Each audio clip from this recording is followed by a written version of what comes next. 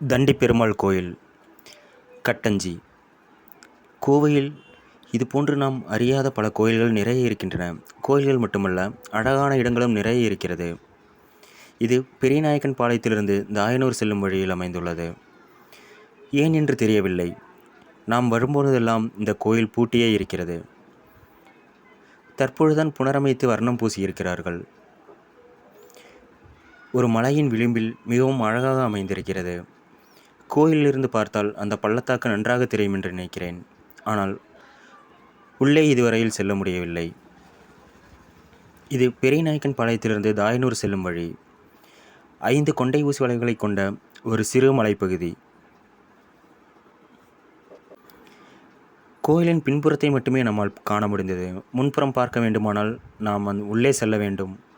ஆனால் 3-4 முறை வந்துவிட்டேன். ஒவ்வொரு முறையும் அதன் கதவு பூட்டியே இருக்கிறது. இடம் தண்டி பெருமாள் கோயில் கட்டஞ்சி காட்சி முனை.